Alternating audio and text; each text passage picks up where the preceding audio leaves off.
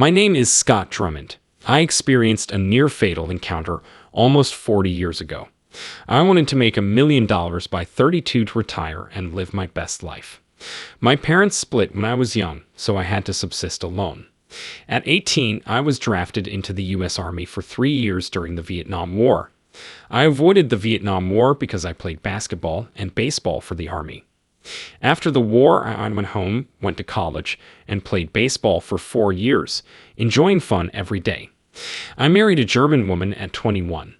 After a spell in the U.S., I returned to Germany for military duty, still playing for Germany's basketball squad. We are approaching 50 years of marriage after marrying in 1974. We learned a lot together. Due to long business trips, I lost touch with my family. I missed 3 of the 4 weeks to get rich quickly. I regretted hurting others to progress, yet I was driven by a need to grow. I traveled nonstop from 21 to 28. One Christmas, I felt selfish and went skiing after a great weekend with my family. In Park City, Utah, I had an unforgettable skiing day. After skiing, I felt something was wrong. After taking off my gloves, my thumb drooped to my wrist and my fingers curled upward. After an EMT friend informed me it was too serious for a Band-Aid, I called my wife and we drove an hour to a neighboring hospital. A surgeon she arranged operated on my thumb. I remember not thanking my wife or telling her I loved her or our 3 children as I was carried into surgery. While I lay on the table, the anesthesiologist was called for another pressing business. My scheduled surgeon offered a brachial block, presumably an oversight of Bear block. Instead, brachial blocks are air tourniquets with 2 valves used after raising the arm and draining the blood. I received lidocaine injections into my hand after they secured both valves. It seemed fine, so I didn't think much of it. Despite a sheet blocking my view of the doctor's workspace, I could hear him well. The tourniquet caused arm pressure and discomfort as the operation began. The nurse loosened the tourniquet's upper valve per the doctor's orders, relieving the pain. I gradually felt stress again. Pressure was released by tightening the first valve and loosening the second. The novice nurse released the second valve before retightening the first. I felt strange as the anesthesia rose up my arm, chest, and heart. Then I felt like I was rising above my body. I wondered who or what was on the operation table when I saw my motionless body. Even though there was no action, I could see the doctor's hands operating on me through the sheet. The nurse shouted, "I killed you," as she fled the room after the machine stopped working. She may watch this video and realize I don't blame her. I just hope she could see it wasn't her fault. My companion was with me while I hovered over my body. The doctor treated my thumb repeatedly as we watched. After cutting my wrist and arm, he removed a tendon and secured it around my thumb. A pin just a little too long protruded from my skin. He had to remove, trim, and reinstall it. My escort and I were impressed by the doctor's skills. After the nurse left, a medical ward tried to revive me. I was amazed by their speed and skill. Despite my heightened oral perception, the person next to me communicated telepathically. As they reassembled me, my escort told me to leave. Our destination was the most beautiful I've seen. I was in a field with tall grass and wildflowers. To the left were pillar-like trees, and ahead were 3 of the most beautiful clouds I had ever seen. The 2 white edges contrasted with the purely center cloud. Even though the security told me not to look behind, I could see ahead and to my sides. It seemed strange, like gazing at the world from above. The sides and right felt far, but the ones ahead were reasonable. After looking around, I'll always recall the far left vista. These trees had sequoia-sized trunks and were among the most beautiful I've seen. The highest leaves were bright reds, burgundies, greens, and yellows. No branches reached lower, and all leaves were at the top. I was amazed by the colors compared to Earth. The leaf undersides were golden. The tree trunks were my focus. Earthly trunks are usually dirty, but these were a rare brown with golden edges. I saw new color wildflowers on either side of me. Brilliant colors and bent leaves and blooms seemed to be beckoning me. I felt a love and movement I had never felt before, as if the world were pouring towards me despite zero breeze. From the right, tall grass with gold tips and lush strands moved towards me. My experience was completely new.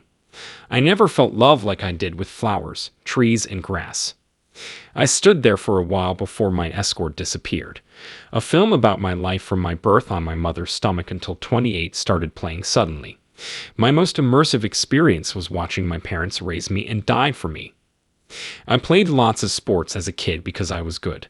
Back then, playing on the pitch was expensive, and I saw my parents and siblings struggle. I thought about my military, college, and corporate experiences. There were wonderful things and horrible things, and I was ashamed of how I had treated some people. I noticed that my cars, motorhomes, boats, and houses were missing when I looked back. I was judged by how I treated others. I accepted that I wasn't always kind, even as a sportsperson who could get away with a lot. Even though I was 28, I should have handled this better. The fact that it was all done for love was also important. I realized my mistakes and empathized with those I hurt. I realized I could have done better. I felt involved in this judgment rather than watching it on TV. My actions caused the situation, and nobody disputed it. After the experience, I felt calm looking up at the cloud. After hearing calm, I stood and walked. The flowers and grass seemed to spin around me, guiding me. I was drawn towards the cloud by light beams from its border while the voice resonated from behind it. A forearm emerged from the haze as I approached. This limb was examined, and I didn't feel the seconds pass. The strong arm seemed to take my hand and guide me into the fog. Extended thumb and pointed fingers. I thought the individual was a farmer, builder, or carpenter because their hand was bigger than mine. I thought someone was telling me to grab the hand. I stretched out to take it, knowing I wouldn't return. I felt unimaginable love and stretched out for the hand twice as it faded into the cloud. Rebirth frightened me. The voice said, "It is not yet your time. You have more things to do." The hand retreated. This sentence has haunted me for 40 years. As I was wheeled out of surgery with a sheet over my head, my consciousness returned to my body. A certificate stating I had been dead for 20 minutes was on my chest. I astonished the doctor and nurses by throwing off the sheet, scaring them as we left the operating room. The doctor ran to my wife in the waiting room and said, "He's okay. Everything's okay. We brought him back." My wife didn't know what happened in the operating room. Therefore, her opinion was very different. She feared becoming a single mother of 3. However, my journey was a rainbow of colors, and I was grateful to return with a new appreciation for color.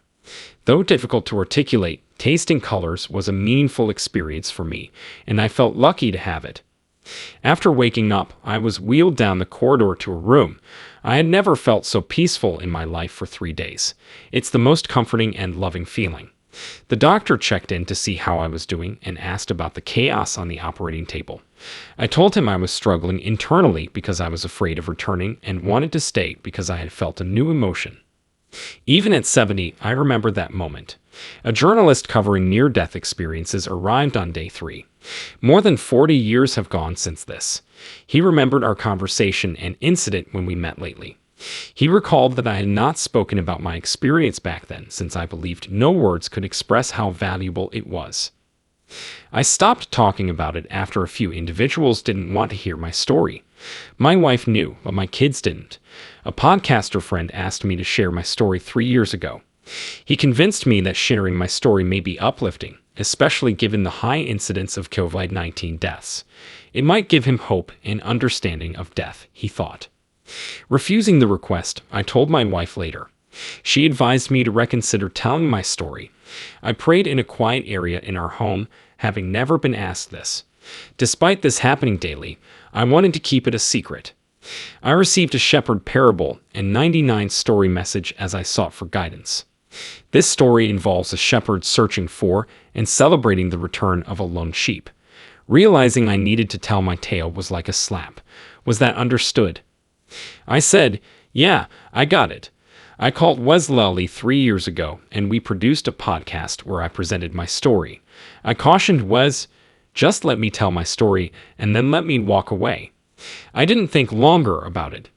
I arrived in a worn-out golf shirt since I'd been out on the course and was sweating, showing how seriously I took that first episode.